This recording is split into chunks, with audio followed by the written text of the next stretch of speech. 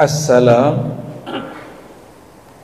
itu salah satu dari nama baginda Nabi Muhammad SAW. Itu pertama. Yang kedua, itu nama daripada surganya Allah Subhanahu wa taala, Darus Salam. Yang ketiga, Assalam adalah sapaan Nabi Muhammad sallallahu alaihi wasallam. Bahkan sapaan ahli-ahli surga. Bahkan sapaan daripada penjaga surga. Wa qala khazanatuha salamun alaikum tibtum, ya, ada kalimat begitu. Penjaga surga berkata, salamun alaikum, salam atas kamu. Udah berapa tuh? Ya, sudah tiga dulu ya, waktunya pendek soalnya. 4 deh, tambahin. Assalam adalah bacaan Sayyidina Muhammad SAW setelah salat. Baik, yang pertama, Assalam, nama Allah. Wallahu alladhi la ilaha illahu al-malikul quddusus salam. Ya, 2 atau 3 ayat terakhir daripada surat Al-Hasyr. Dalam Sunan Abi Dawud, Nabi SAW bersabda, maukah kalian, ya, atau siapa di antara kalian membaca a'udzubillahi samiil alim minasyaitonir rajim, lalu membaca 3 ayat terakhir Al-Hasyr yang ada kalimat wallahu alladzi la ilaha illahu, lalu ada lagi ayat berikutnya wallahu alladzi la ilaha illahu, dan ada Asmaul Husna. Salah satu al-Asmaul Husna yang dibaca di situ adalah Qudusus Salam. Orang yang membacanya, maka Allah akan turunkan kepadanya 70,000 minal malaikah, 70,000 malaikat. Hadis riwayat Imam Abu Dawud, ya. Kurang yakin, cek sendiri ya. Hadis Abu Dawud, 70,000 itu sedikit atau banyak? Sedikit atau banyak? Benar, banyak. Belum pernah lihat belum malaikat 70,000? Belum? Sama saja belum. Itu masuk ke alam gaib, ya. Malaikat itu tercipta dari nur. Tapi nur yang dimaksud di situ bukan nurullah langsung, tapi nur Sayyidina Muhammad sallallahu alaihi wasallam. Maka lebih mulia nur beliau atau nur malaikat? Nur Muhammad. Ini yang orang tidak faham. Orang mengira malaikat lebih mulia dari Nabi Muhammad, ya. Di langit ada para malaikat, di bumi ada para nabi. Pertanyaan, lebih mulia nabi atau malaikat? Kurang yakin ya? Lebih kenal Allah nabi atau malaikat? Lebih kenal malaikat di sorga atau Nabi Adam? Tuh, kajian-kajian basic. Ayat yang sering kita baca kita lupa. Ya, karena kita sering memikirkan yang nggak perlu kita pikirkan, membahas yang nggak perlu kita bahas. Yang perlu kita bahas kita nggak bahas. Allah mengatakan fa'alam annahu la ilaha illallah, ilmuilah, ma'rifatilah dia sebelum engkau membaca la ilaha illallah. Tapi kita enggak, kita sibuk dengan urusan politik. Enggak puas urusan politik Indonesia, kita bahas politik Timur Tengah kayak ngerti aja, ya. Akhirnya mimbar-mimbar kita dipenuhi, mohon maaf, orang-orang yang jahil berbicara bukan pada ilmunya. Ilmu yang wajib tidak dibahas, isu yang tidak wajib dibahas. Maka pahamlah saya kenapa jihad-jihad kita dimanapun kalah. Karena yang wajib kita lupakan, yang tidak wajib kita dahulukan. Orang jihad, kalau nggak kenal Allah, jihadnya batal. Walaupun dia bunuh 1.000 orang kafir. Yang kafir itu dirinya sendiri. Dan itu terjadi pada zaman Nabi Muhammad SAW. Ada orang membunuh banyak sekali orang kafir, tapi Nabi mengatakan enggak, dia bukan ahlul jannah. bukan orang yang masuk surga, bukan orang yang disebut di Quran wala taqulu liman yuqtalu fi sabilillahi amwat. Jangan kamu sebut-sebut orang yang mati fi sabilillah itu mati, enggak boleh. Orang yang terbunuh di dalam fi sabilillah itu mati, enggak boleh. Kenapa? Karena pejuang yang ini dia bukan berjuang atas nama la ilaha illallah. Dia berjuang karena emosinya. Jihadnya jihad infiali, bukan jihad rohani. Karena nggak kenal Allah Subhanahu wa ta'ala. Coba lihat hari ini, beda-beda faham dikit orang ngamuk-ngamuk. Ya, gimana mau memperjuangkan Islam?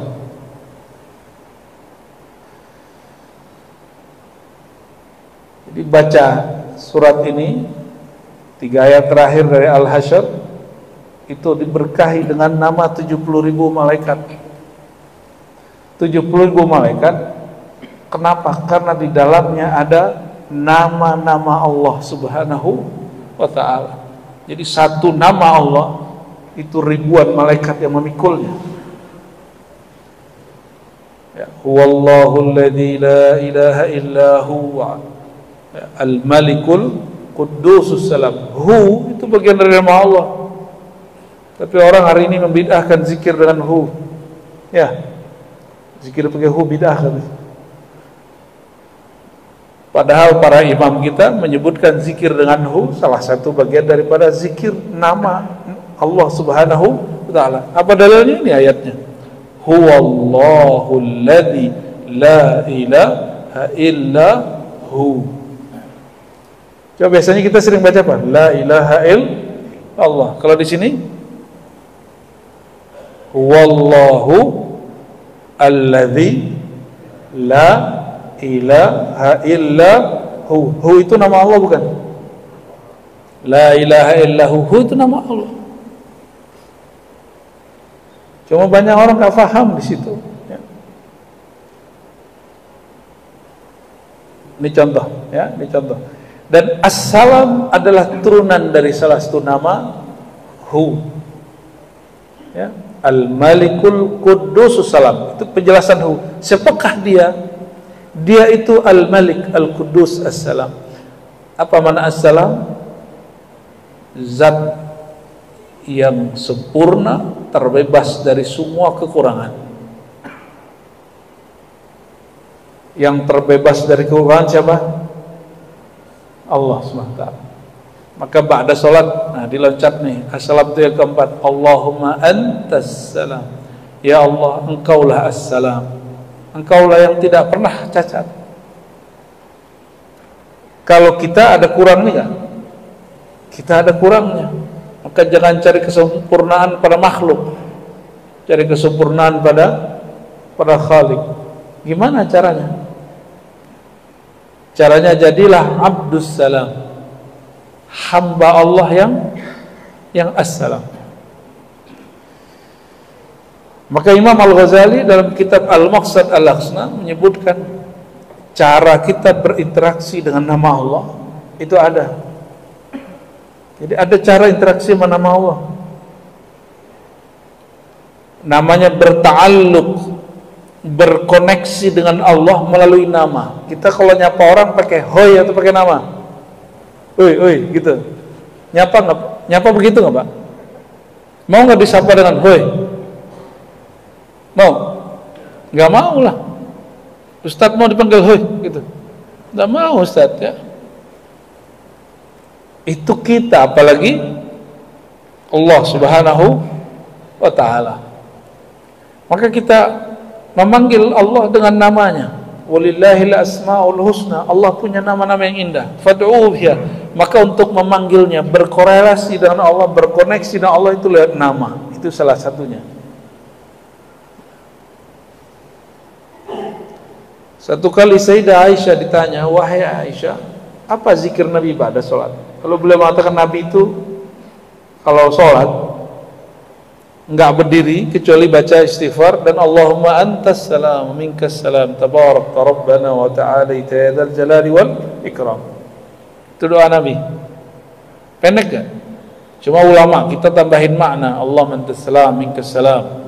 Gimana Ustaz?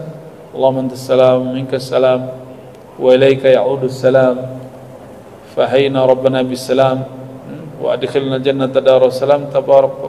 Itu tambahan-tambahan doa. Boleh nggak baca itu ya? Boleh. Yang nggak boleh ente nambahin rakaat sembahyang atau ganti lafaz sholat. Assalamualaikum, assalamualaikum ganti selamat pagi, selamat sore, itu nggak boleh. Ya. Ada juga yang lucu tuh pertanyaan, bolehkah salaman habis sholat? Hari gini masih nanya begitu. Yang nggak boleh itu ente salaman sebelum salam. Salaman sebelum salam nggak boleh, tapi kalau salaman ba'da salam, jangan gitu jungkir balik juga habis salam juga boleh ya. Bolehkah pakai tasbih Ustaz? Menghitung zikir setelah assalamualaikum? Boleh. Jangankan itu, Ibnu Taimiyah dalam Majmu' Fatawa membolehkan kalau zikir sholat tasbih zikirnya dalam sholat pada sholat ngitung tasbihnya itu boleh pakai alat tasbih. Itu yang berkalam Syekhul Islam Imam Salafi Ibnu Taimiyah di kitab Majmu' Fatawa. Lo ada orang yang sekarang bid'ahkan habis sholat, ya sudah terserah ya, tidak. Ya, berarti kata bid'ah itu antara imamnya pengikutnya beda gitu. Salah satu orang yang mendapatkan nur salam, nur dari Allah assalam, lisannya dan kalbunya akan bersih dari kebencian-kebencian. Yang keluar salamun qaulan min rabbir rahim. Jadi sorga itu disebut sorga karena la lagwa fiha wala ta'thima. Di sorga itu nggak ada kalimat-kalimat yang nggak penting, nggak ada kalimat yang menyakiti, kalimat dosa nggak ada di sorga. Maka kenapa majlis ilmu disebut raudatun min riyadil jannah, taman-taman surgawi? Karena majlis ilmu itu adalah mendahulukan nikmat surga. Surga yang di dalamnya tidak ada kata-kata tidak manfaat.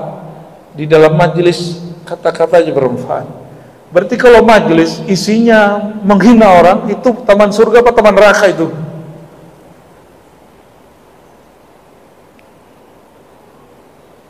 Ini saya serius Pak, jawabnya Pak.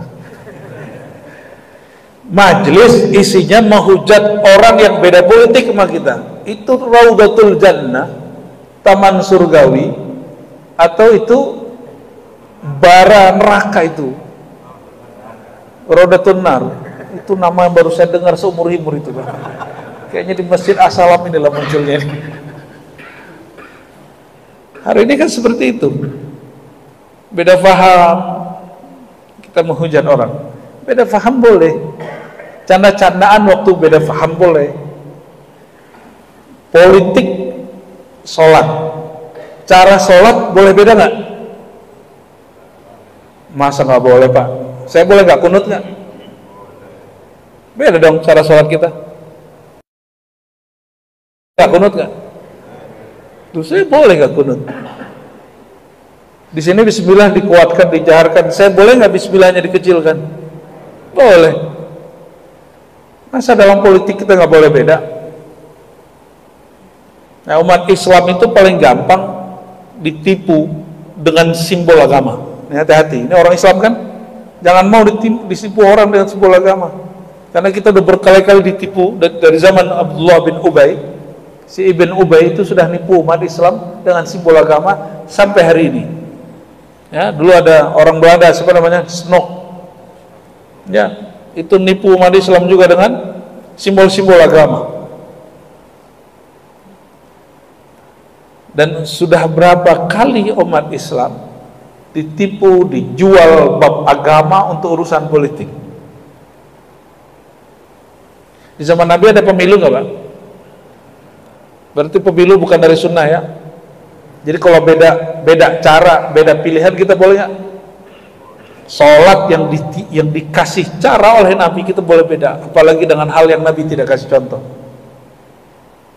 Maka kalau beda pilihan, jika orang itu di kalbunya dan nur salam, dia tidak perlu menghujat orang yang beda pilihan. Jika orang itu ada nur salam, cara sholatnya pun beda, dia nggak ngamuk-ngamuk ke orang. Ya, gimana? Itulah faedah orang baca Allahumma antas salam wa minkas salam. Ya Allah, assalam itu adalah Engkau. Kalau suka ngomel, suka ngata-ngatain orang, suka merendahkan orang, itu nggak assalam. Disebut sorga itu bahasa Sanskerta, bahasa Arabnya jannah. Jannah itu kebun, taman. Assalam yang di situ tidak ada aib. Kalau masih ngomongin aib orang itu belum disebut surga. Maka kalau majelis istilahnya nyebutin aib orang, aib sesama muslim, itu bukan taman-taman surgawi, ya. Itu bara neraka yang dahulukan. Nauzubillah summa nauzubillah. Maka cek nanti Pak, kalau pulang majelis, kolbunya tambah bersih atau enggak? Kalamnya tambah mulia, terpuji atau tambah kotor? Suka ngomel, ya, semua salah. Apa istilahnya kalau dulu? Ya, ini orang ini kan mau turun sudah, semua salah Jokowi gitu ya. Ya, mumpung orangnya udah mau turun.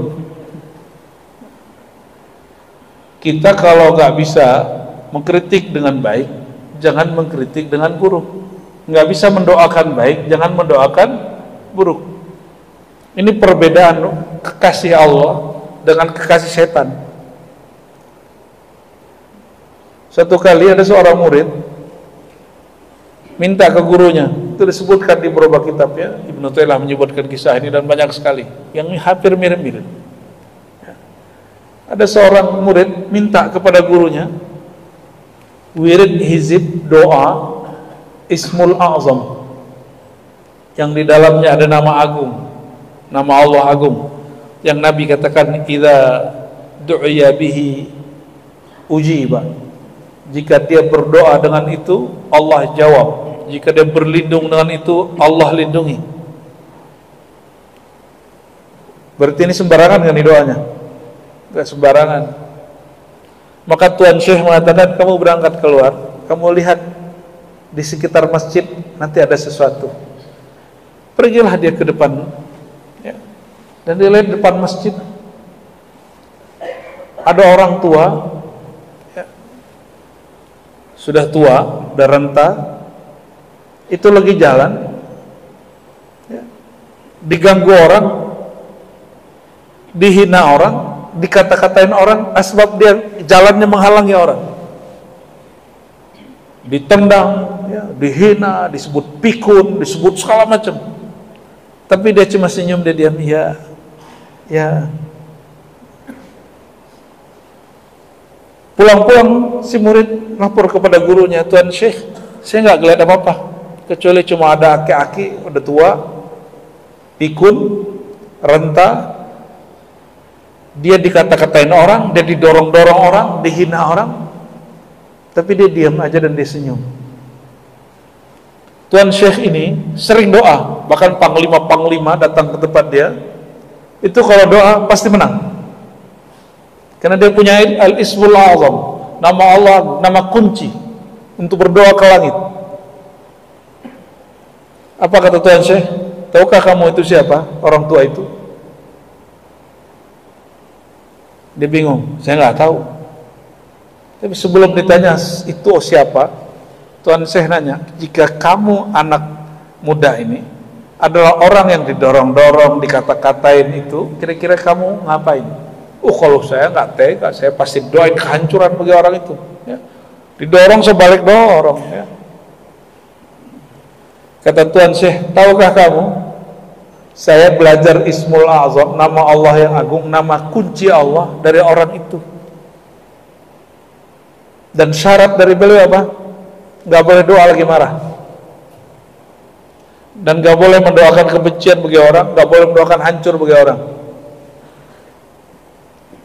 Sanggup? Kalau sanggup saya kasih. Anak muda akhirnya mengatakan, kami tidak sanggup.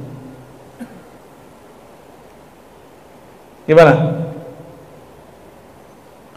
Baghdad hancur, berbulan-bulan dihancurkan, akhirnya sempat khalifahnya kosong 3 hari 3 malam.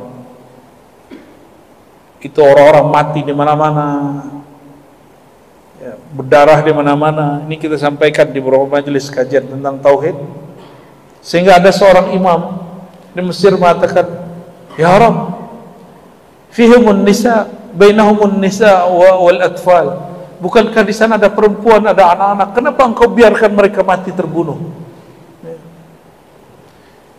Ditegur ini orang dalam mimpinya. Rasulullah SAW datang dalam mimpinya. Ditegur ini orang. Engkau tidak beriman kepada takdir. Ya. Jadi kita sering kan ngomong, dapat berita di Sudan, dapat berita di Gaza, dapat berita Yaman, dapat berita konflik di mana, terus ngomong, ya Allah, bukankah kami sudah doa? Kenapa ini terjadi? Itu protes kepada takdir. Bedakan kalau mau jadi pejuang, nggak begitu caranya. Jadi pejuang Palestina kayak mau pejuang Gaza kayak pejuang apapun terserah sebut. Kenapa tidak Allah ijabah sampai hari ini? Karena kita sering mengeluhkan takdir.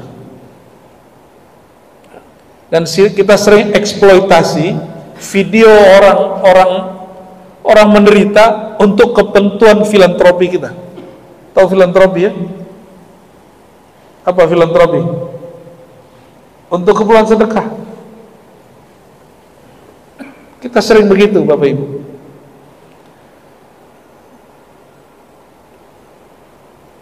Ketika orang berhijrah kepada Islam, atau dia berhijrah dari satu pemahaman ke pemahaman yang lain, kalau hijrahnya baru hijrah yang zahir, belum hijrah qalbunya, maka zahir itu kelihatan islami, batinnya belum.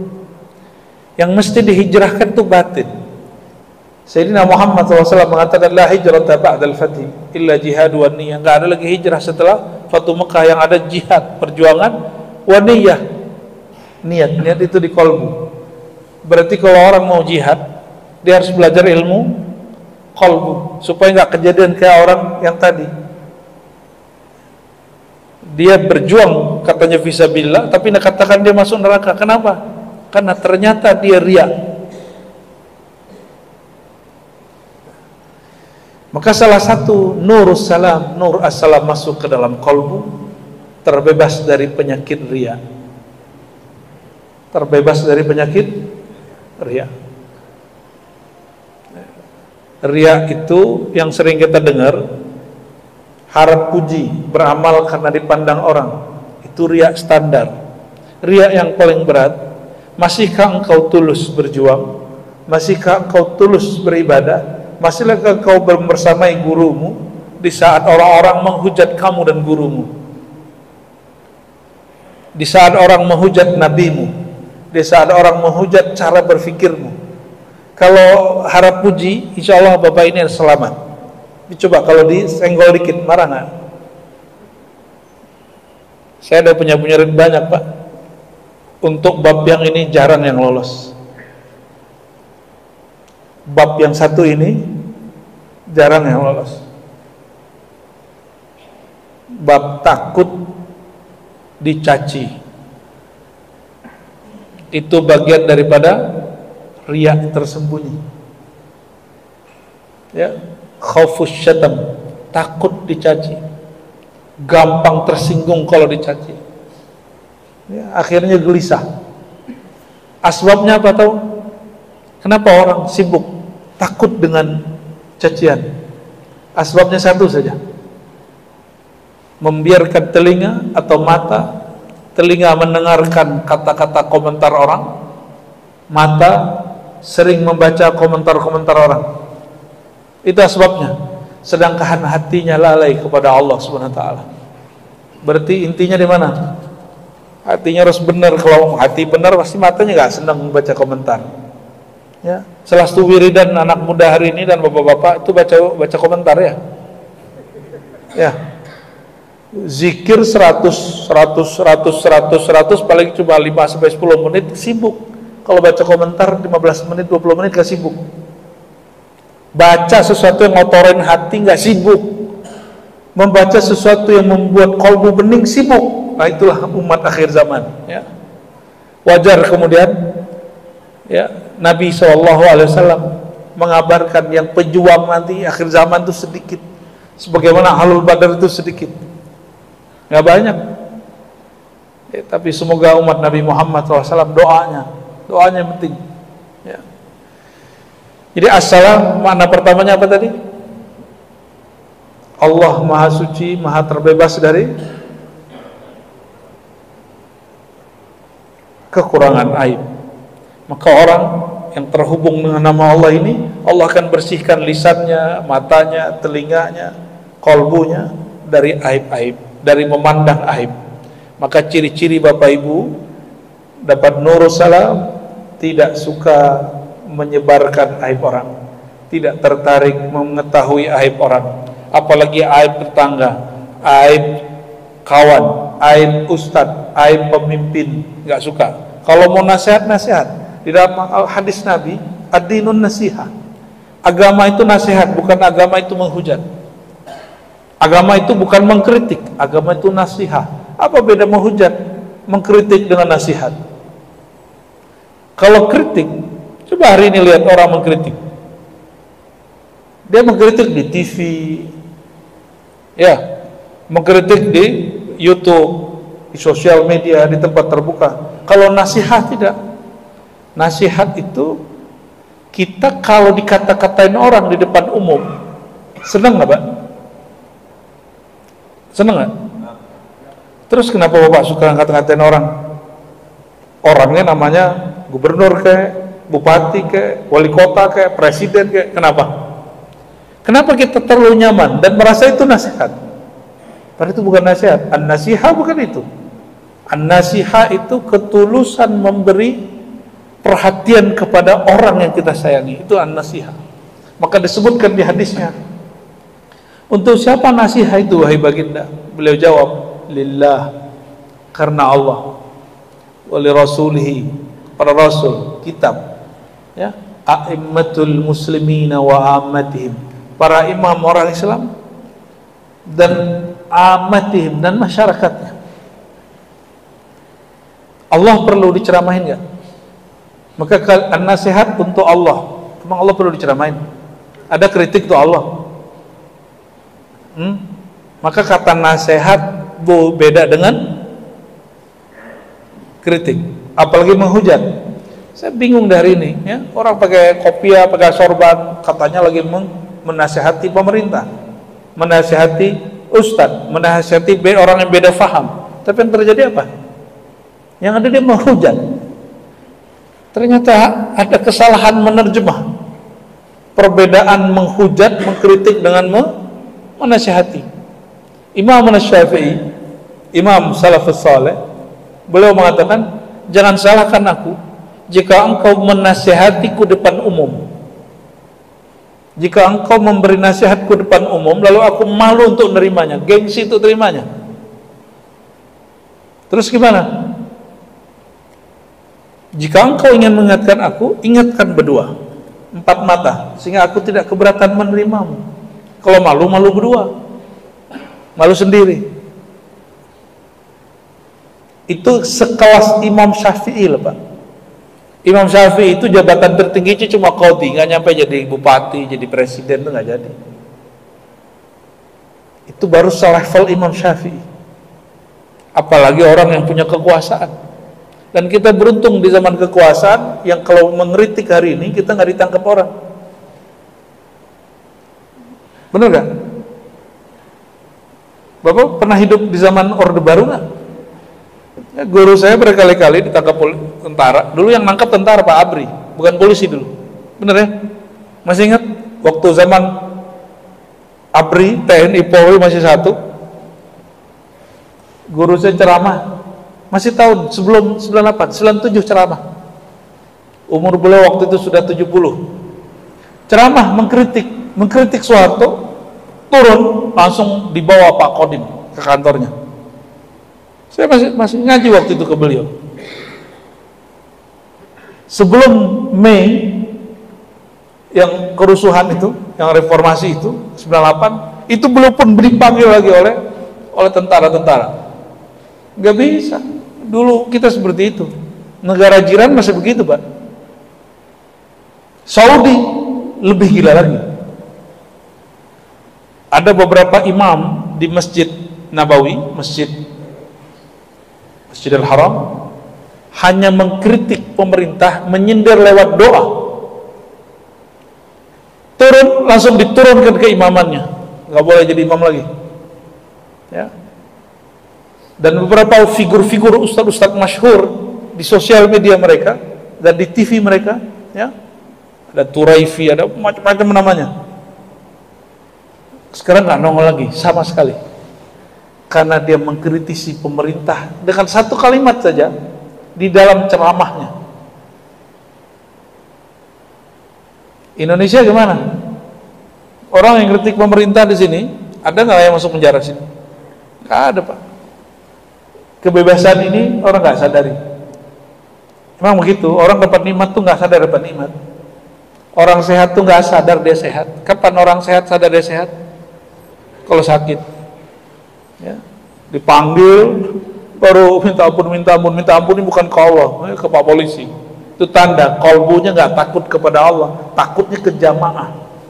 Jamaah lagi ramai yang kritik siapa, ikut-ikutan kritik siapa, karena kolbunya belum nurus, salam, ya, belum nurus.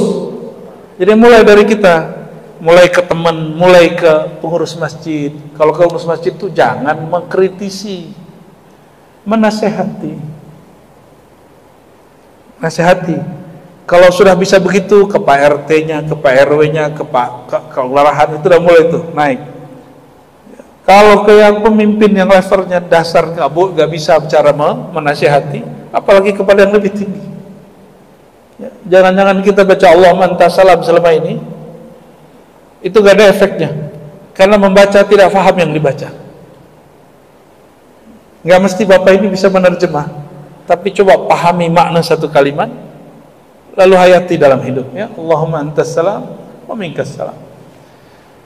Dan karena tidak mungkin semua kita bahas, assalam salah satu nama surga, dan itu salamnya penghuni surga, penjaga surga kepada ahli surga. Bahkan itu salam dari Allah, dan disebutkan dalam surat Yasin, salamun qaulan min rabbir rahim. Salam itu adalah kata dari Rabb, pencipta yang rahim. Apa arti rahim? Penyayang. Kenapa nggak disebut min rahman? Apa beda salam min rahman dengan min rahim?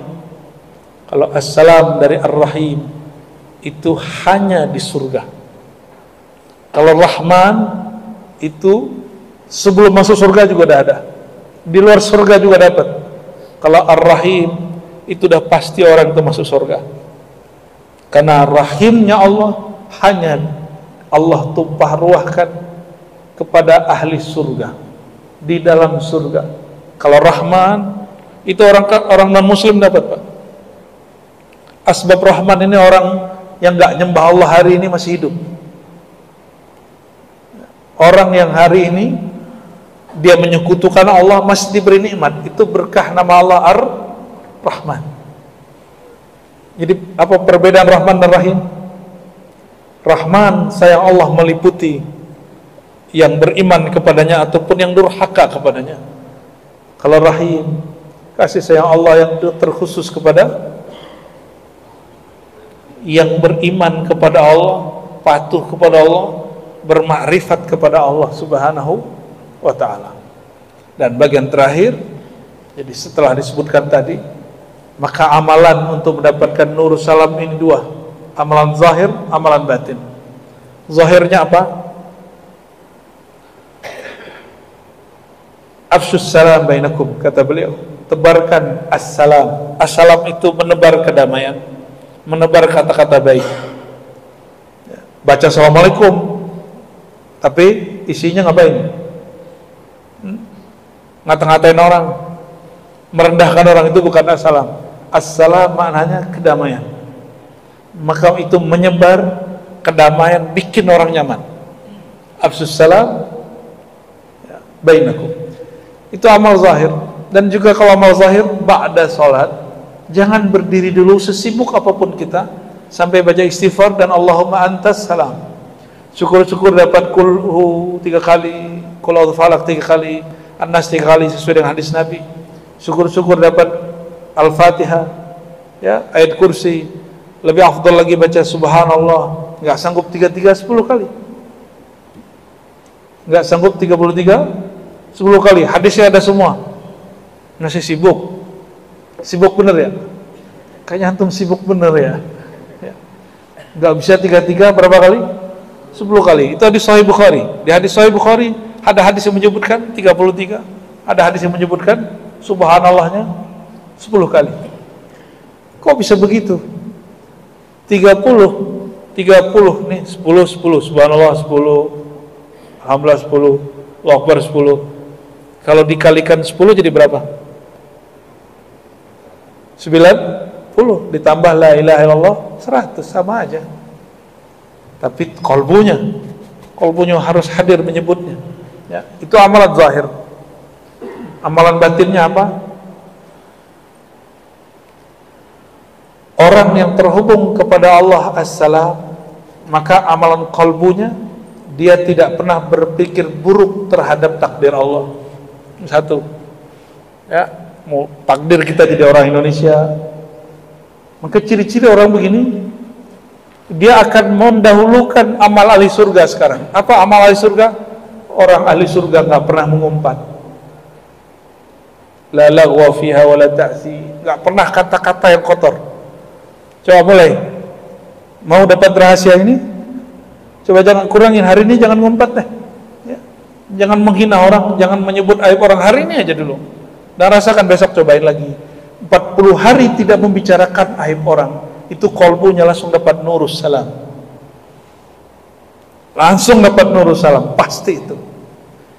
40 hari tidak berpikir buruk tentang takdir, dia akan mendapatkan kebahagiaan menerima menjalani takdir. 40 hari 40 malam seseorang tidak lagi memasukkan kata-kata kotor ke dalam kolbunya, maka antum saksikan setelah 40 hari akan muncul ya nabiul hikmah, ya, kata-kata hikmah tumpah ruah dari kolbu keluar lewat mulut. Kalau kami latihannya 40 hari tuh, per 40 hari satu amalan 40 hari. Siap nggak tuh?